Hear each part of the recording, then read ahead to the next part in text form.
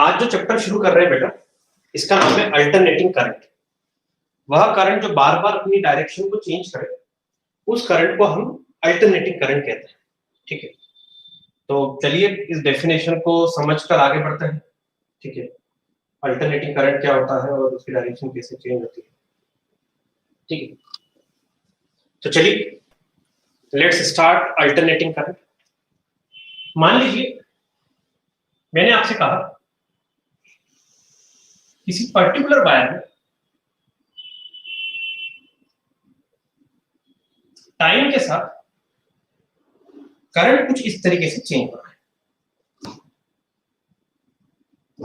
इस तरीके से करंट चेंज हो रहा है, तो क्या इसे अल्टरनेटिंग करंट कहें? देखिए आप ये देखिए इसमें कि पर्टिकुलर टाइम है, इस टाइम को अपन लिख देते हैं टी नॉट। तो टी नॉट टाइम तक तो करंट पॉजिटिव है और टी नॉट टाइम के बाद करंट नेगेटिव। तो टी नॉट टाइम तक करंट पॉजिटिव है, उसके बाद करंट नेगेटिव हो गया, मतलब current is not changing its direction continuously. उसने बस एक ही बार चेंज किया, टी नॉट टाइम के पहले current was positive and after t naught time the current was negative. तो current is a function of time. ठीक है, अब मैं और ग्राफ बनाता हूं।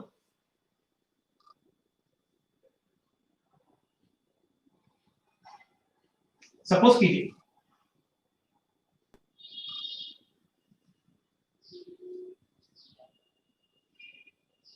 ये मैंने कहा था current is a function of time. तो आप इस ग्राफ को देखकर क्या कहेंगे? क्या ये अल्टरनेटिंग करंट है? ये अल्टरनेटिंग करंट इससे नहीं कि करंट तो यहाँ पे चेंज तो हो रहा है बट डायरेक्शन चेंज नहीं कर रहा है। आप हमेशा देखिए ये इस एक्सिस के ऊपर ही है, इसको पॉजिटिव एक्सिस बोलते हैं।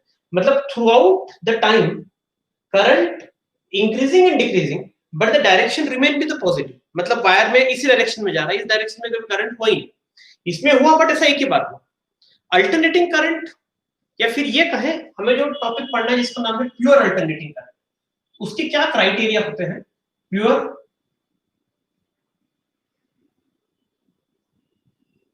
Alternating current.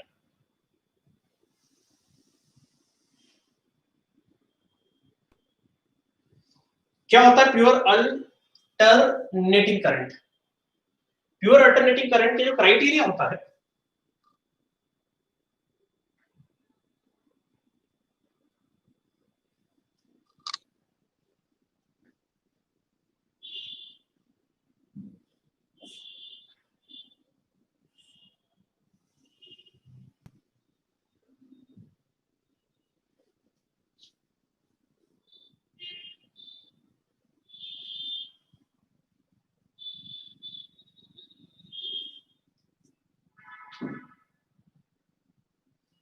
Pure alternating current का जो पहला क्राइटेरिया होता है वो ये होता है कि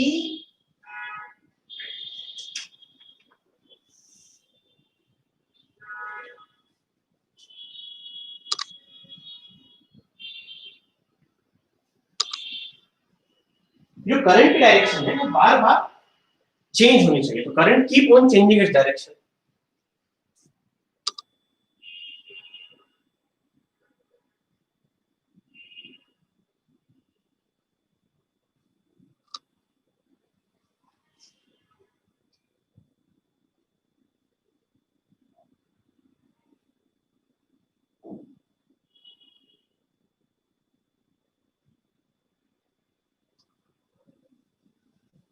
दूसरी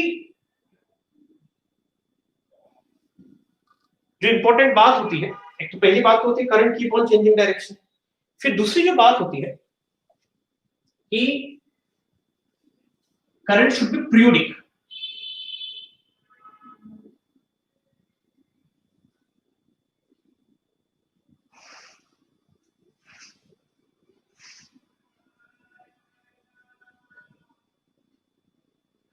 करंट शुड बी पीरियोडिक।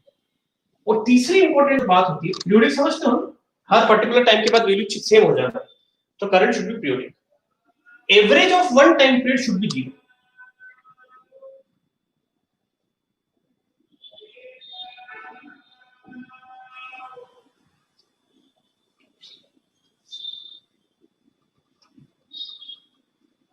ये तीन बेसिक क्राइटेरिया को सेटिस्फाई करना चाहिए, तब जाके अपन कहेंगे कि करंट जो है प्योर अल्टरनेटिव।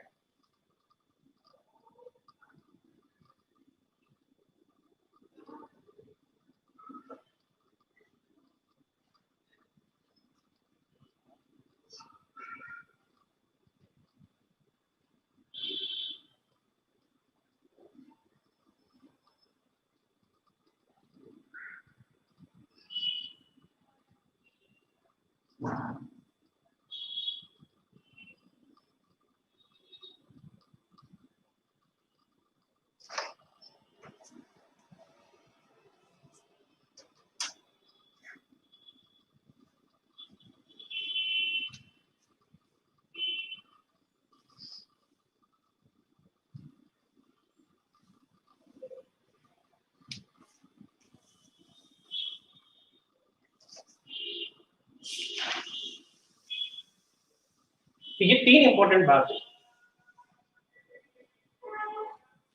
जो हमें करंट के बारे में पता होनी चाहिए, ठीक है, जब जाके करंट प्योर अल्टरनेटिव होता है। देखिए मैं एक और एग्जांपल आपके सामने रखता हूं।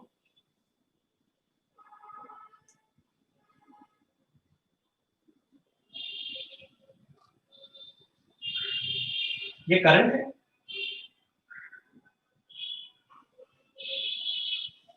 और ये टाइम है।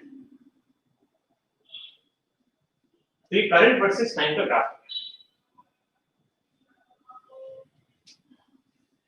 तो ये करंट वर्सेस टाइम का ग्राफ है। अब आप इस ग्राफ को देखकर बताओ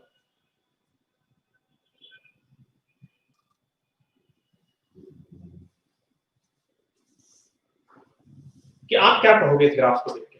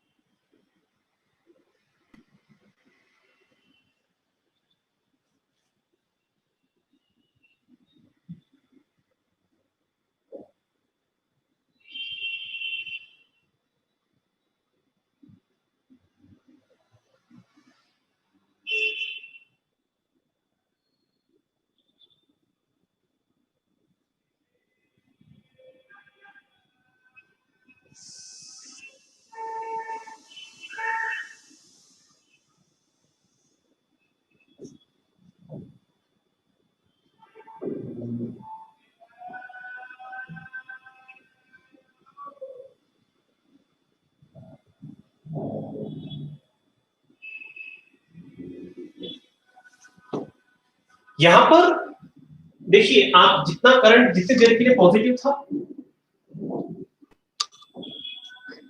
जितनी देर के लिए करंट पॉजिटिव था, करंट उतनी देर के लिए नेगेटिव भी था। फिर जितनी देर के लिए पॉजिटिव था, फिर करंट उतनी देर के लिए नेगेटिव भी था। तो कभी आप एक टाइम पीरियड की बात करेंगे तो एवरेज करंट जो है वो जीरो है। For one time period average current is zero. ये एक इंपॉर्टेंट बात यहां से समझ में आती है कि एक टाइम पीरियड के लिए एवरेज करंट जो है वो जीरो।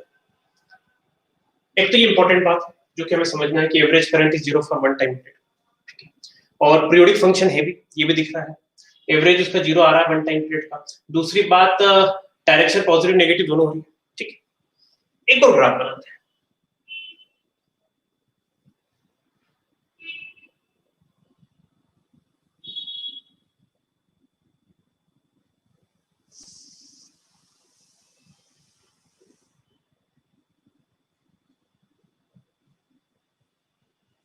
ये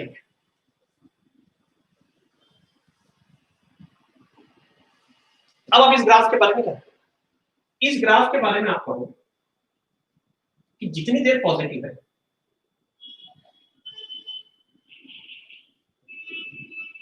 फिर नेगेटिव है, फिर पॉजिटिव है, फिर नेगेटिव है, फिर पॉजिटिव है, फिर नेगेटिव है। अब बताइए जितना पॉजिटिव है उतना नेगेटिव है या नहीं? ये देखिए जितना पॉजिटिव है उतना नेगेटिव नहीं, पॉजिटिव ज्यादा नेगेटिव कम है। तो एवरेज करंट जीरो नहीं है। हाँ, पर पॉजिटिव अल्टरनेट करंट चेंजिंग तो वो वाली बात सही है, पीरियोडिक फंक्शन है वो वाली बात भी सही है, बट एवरेज जीरो नहीं है। तो ये तो प्योर अल्टरनेटिंग का एग्जांपल है।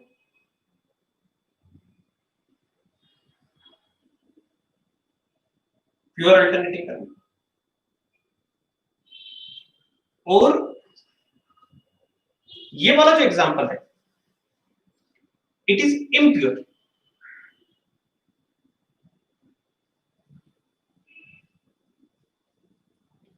It is impure alternating current.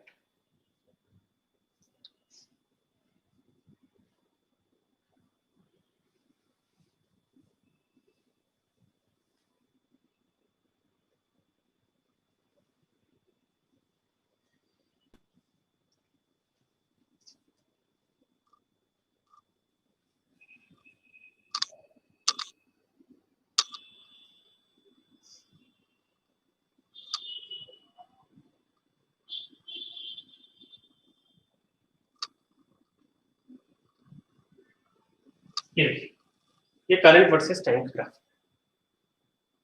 क्या ये प्योर अल्टरनेटिंग करंट का एग्जांपल है? Yes, it is example of pure alternating.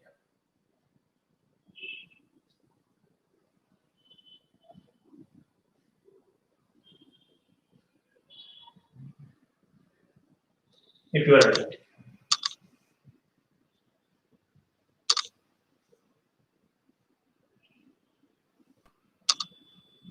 ये टाइम पूरी करंट है, मेरे करंट पॉजिटिव है,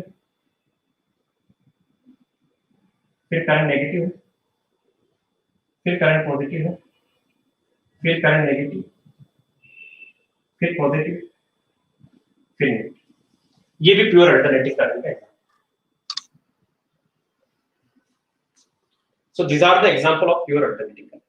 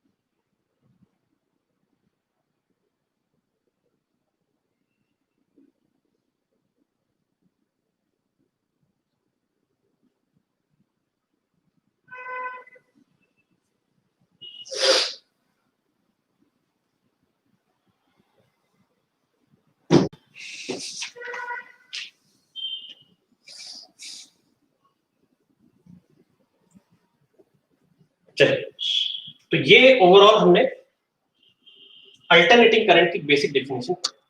अब अगला टॉपिक हमें पढ़ना है production of alternating current.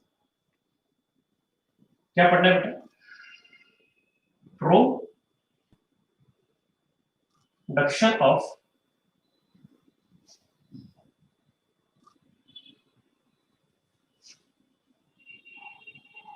Alternating current.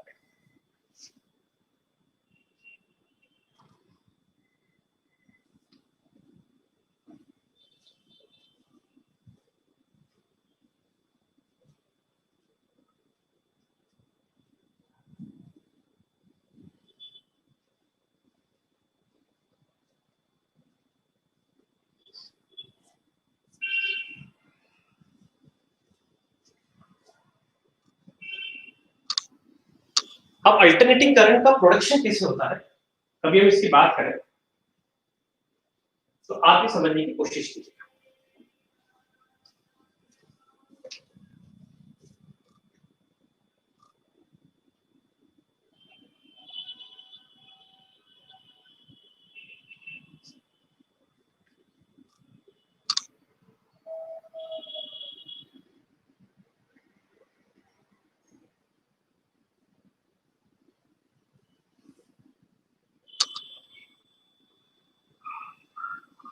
मान लीजिए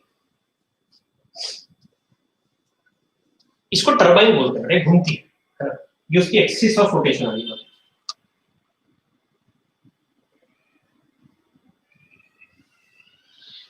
इस एक्सिस के अबाउट रोटेट होता क्या है कि सपोज कीजिए ऊपर पानी आके यहाँ पे टकरा रहा है,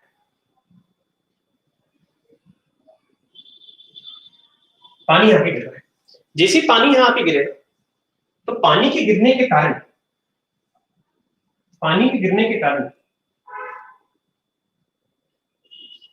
ये रोटेट होना शुरू हो जाएगा, और ये जैसे रोटेट होगी तो यहां से तो मैग्नेटिक फील्ड जा रही है, यहाँ पे समझिए मैग्नेटिक फील्ड जा रही है,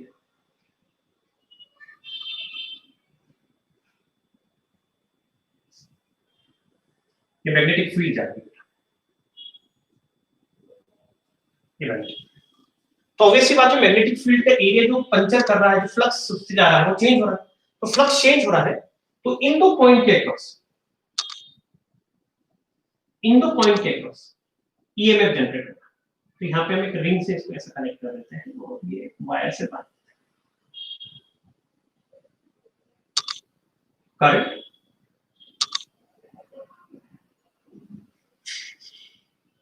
जनरेट्स इन वायर।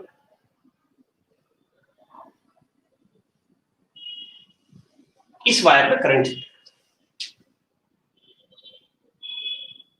तो आप देखिए इसको हाइड्रो पावर स्टेशन पे होता है, ऊपर से एक ऊपर वो लगा देते हैं टंकी, उसको टंकी तो बोल नहीं सकते, टैंक भी नहीं बोल सकते, बहुत बड़ी टंकी होती है, उसको डैम कहते हैं, बहुत बड़ी बहुत बड़ी,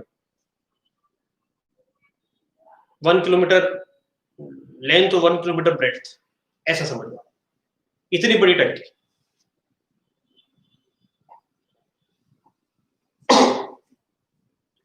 फिर वहां से पानी निकलते जाता है, इस पर टकराते जाता है, घूमते जाता है, घूमते जाता है, तो इसमें करंट, तो फाइनली वायर में जो है करंट आ गया। ठीक है, तो इससे जाने वाला फ्लक्स जो होगा वो होगा magnetic field multiply by area. किससे? इस लूप से जाने वाला जो फ्लक्स है वो magnetic field multiply by area.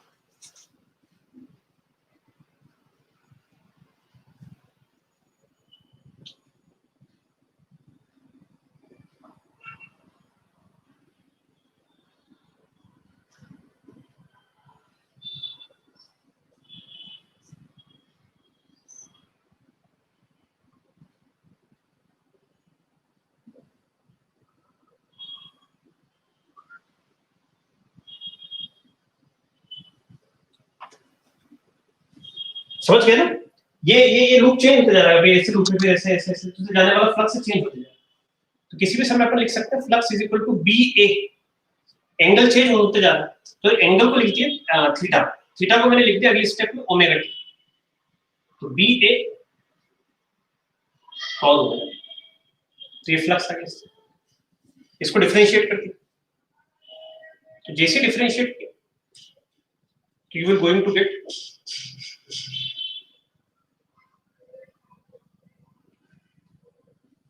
you will going to get EMF। तो EMF जो है वो आ गया बी ए ओमेगा, सही। और ये वाली क्वांटिटी जो है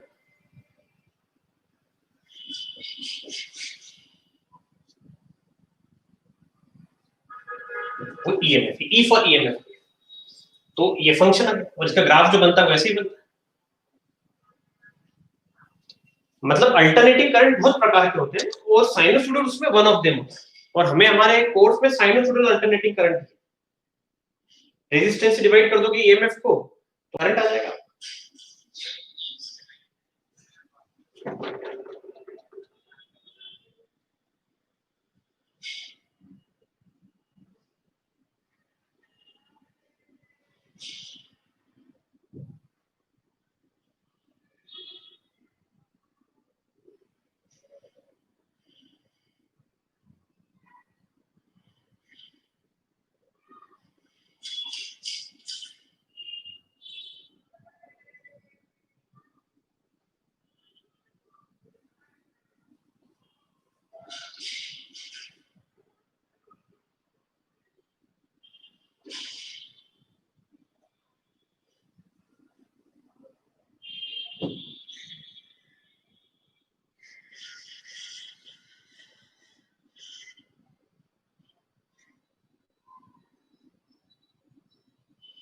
एवरेज करंट हमेशा जीरो होता है, यहाँ पे अपन एवरेज वैल्यू नहीं निकालते, अपन यहाँ पे करंट की आरएमएस वैल्यू निकालते, रूट मीन स्क्वायर।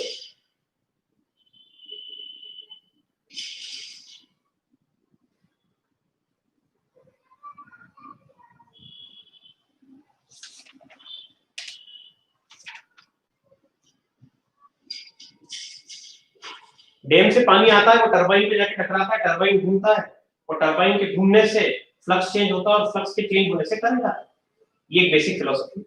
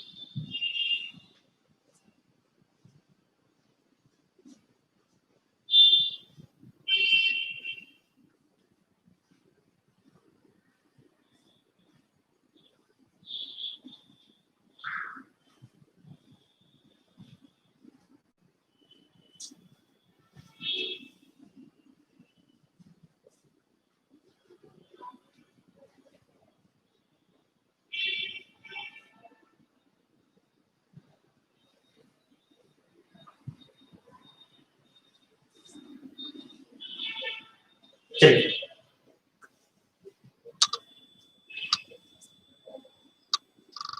आगे चलते हैं। I is equal to I naught sine omega T plus five. ये current is a function of,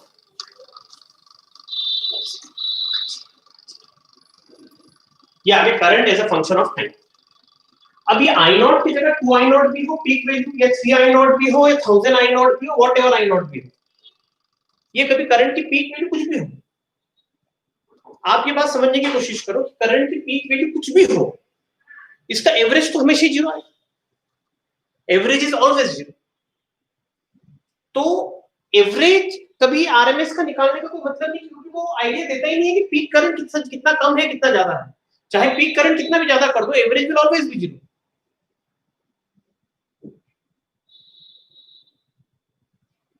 तो यहां पर हम एक टर्म यूज करते हैं आरएमएस। आरएमएस ऐसा नहीं है, आपने शायद कभी 11th में या फिजिक्स या केमिस्ट्री में आरएमएस शब्द काइनेटिक थ्योरी ऑफ गैसेस या आइडियल गैस चैप्टर में भी पढ़ा होगा, रूट मीन स्क्वायर वेलोसिटी। ठीक है, तो आरएमएस मतलब होता है रूट मीन स्क्वायर, ये भी एक प्रकार का एवरेज होता है।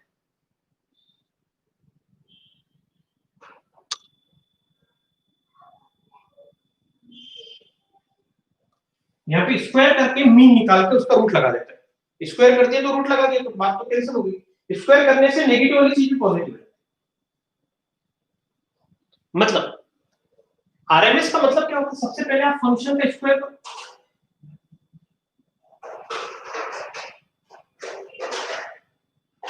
स्क्वायर करने के बाद आप उसका मीन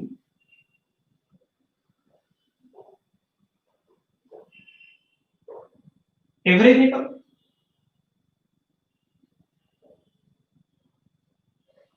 और फिर उसका रूट लेगा,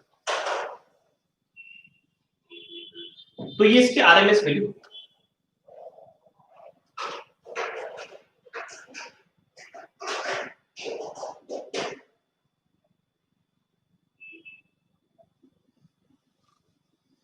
ये इसकी आरएमएस वैल्यू।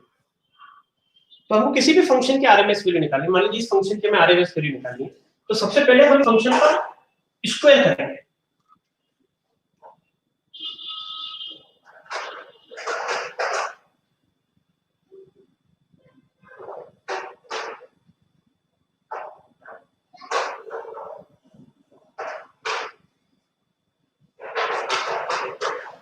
इस फंक्शन के स्क्वायर, फिर स्क्वायर करने के बाद इसका मीन निकाल, इसका मीन निकालो, फिर इसका मीन निकालो,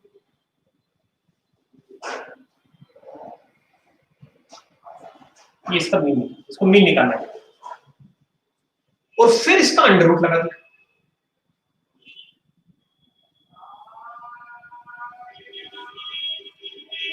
तो ये आरएमएस वैल्यू,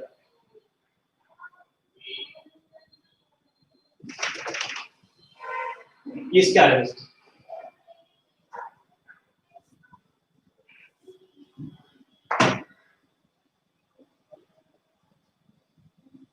ये आरएमएस वैल्यू कैसे निकालते हैं, ये समझने की कोशिश करो।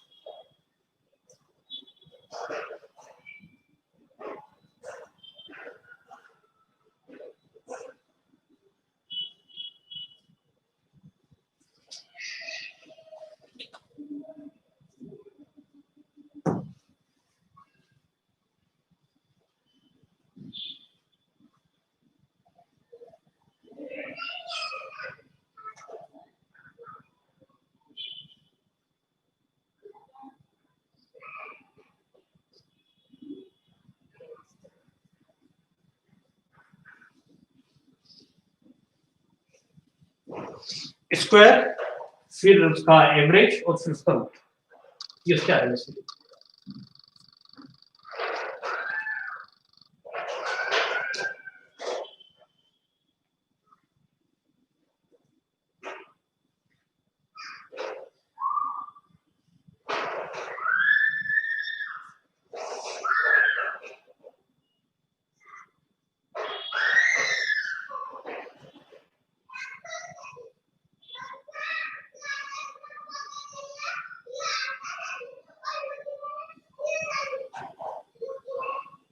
आप किसी भी फंक्शन का एवरेज जो निकालते हो ना, जो वेरिएबल क्वांटिटी होती है उसको इसी तरीके से निकालते हो। भाई समेशन लगा के एवरेज निकालो, उसको उसका बड़ा रूप इंटीग्रेशन ही होता है।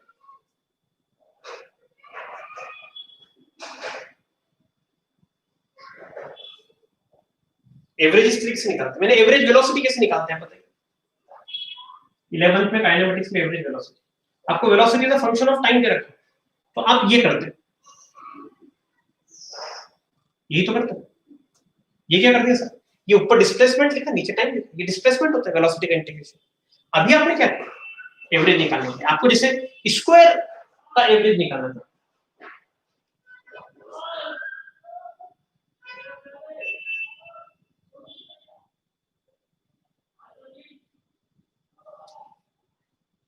ये आपने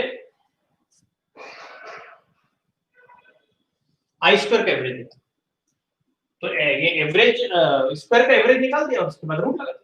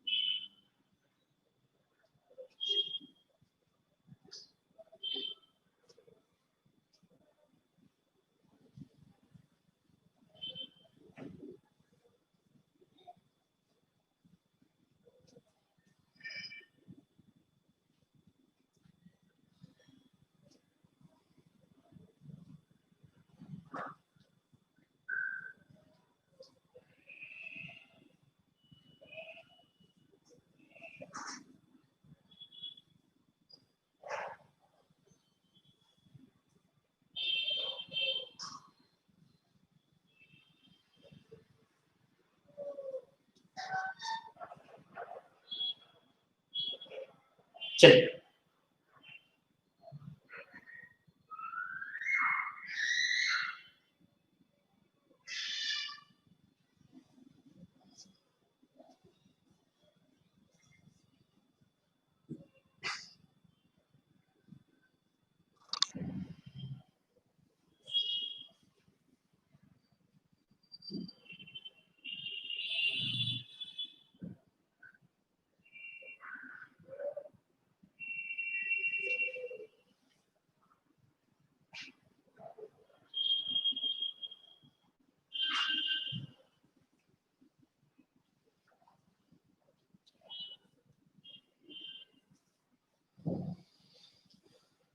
तो ये वैल्यू सॉल्व करके बताओ कितनी आई।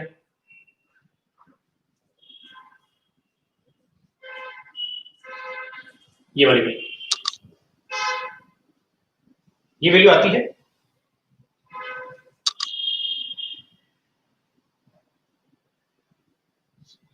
आई नॉट बाय रूट।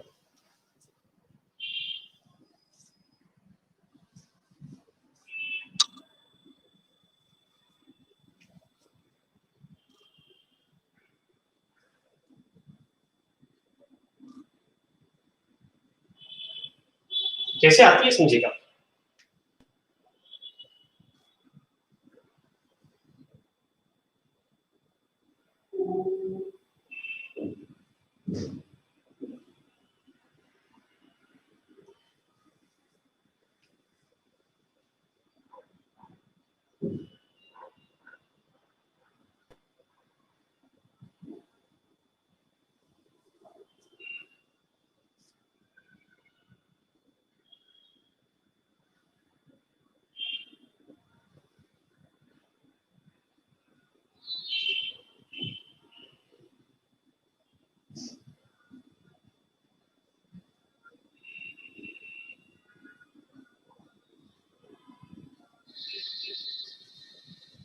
हमको साइन स्क्वायर थीटा का इंटीग्रेशन आना चाहिए।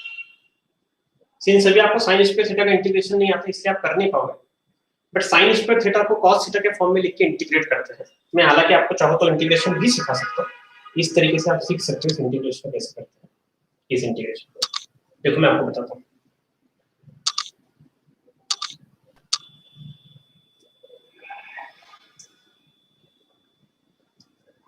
cos 2 थीटा होता है 1 माइनस 2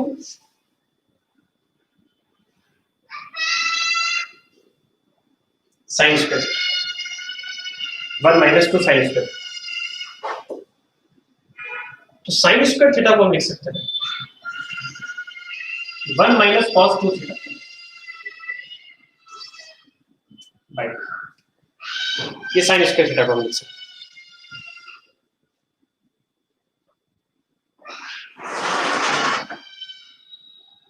ये साइन स्क्वायर थीटा को लिख सकते हैं। फिर हमें दोनों तरफ इंटीग्रेट करना है।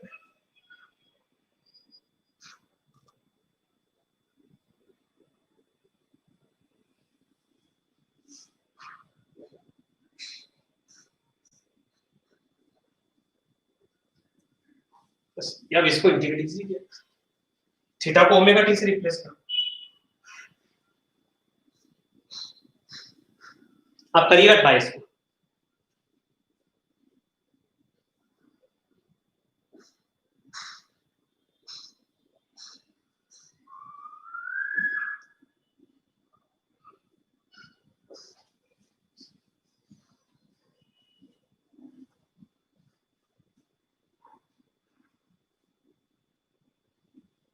चलिए अब एक टॉपिक पढ़ रहे हैं फेजर डायग्राम। ये पहली बार आप नहीं पढ़ रहे, क्लास 11 में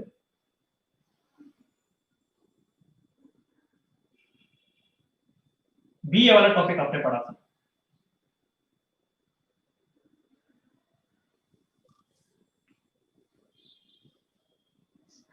और क्लास 11 में जब आपने टॉपिक पढ़ा था तो ये आपने एसएचएम में पढ़ा था। जितने भी साइनोसॉइडल फंक्शन होते हैं, जैसे मान लीजिए मैंने कहा voltage V is equal to V naught sine omega T plus, ठीक। ये मैंने आपके सामने एक वोल्टेज का फेजर साइनोसॉइडल फंक्शन बनाया। कभी इसको हम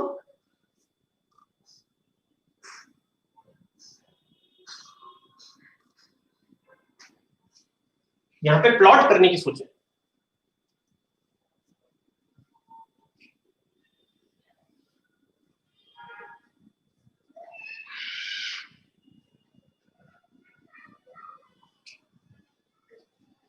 तो ऐसे प्लॉट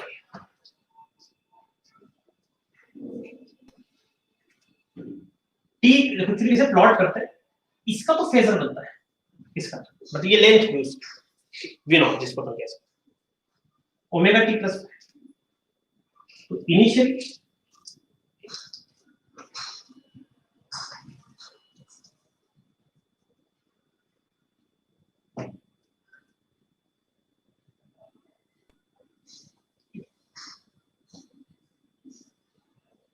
कि टी इक्वल टू 0,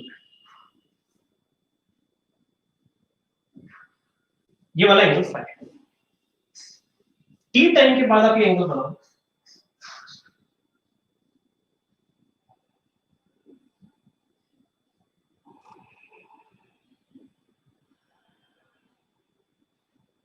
तो टी टाइम में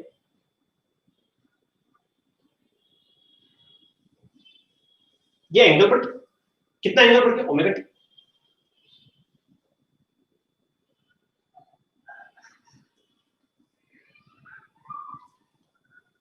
आप ये देखिए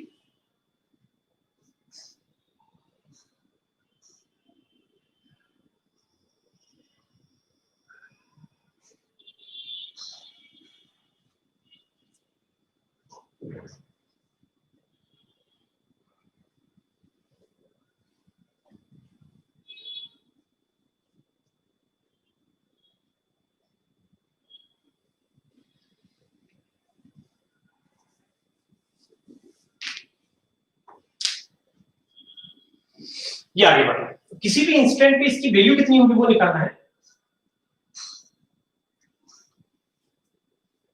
तो हम इसकी वैल्यू किसी भी इंस्टेंट पे निकाल सकते हैं। उस इंस्टेंट पे आपने इसका प्रोजेक्शन ले लिया वाई एक्सिस, तो उस इंस्टेंट की वैल्यू बताओ।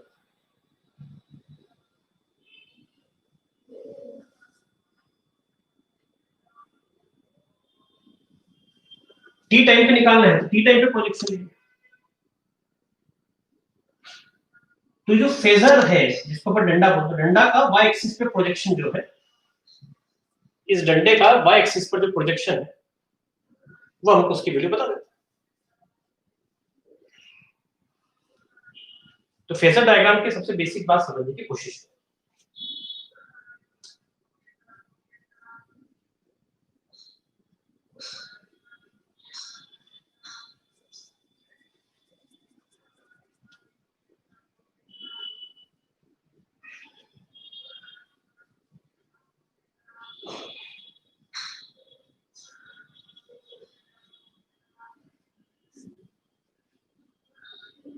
वाई एक्सिस का प्रोजेक्शन, किसी भी फंक्शन का वाई एक्सिस का जो प्रोजेक्शन है उसका फेजर डायग्राम।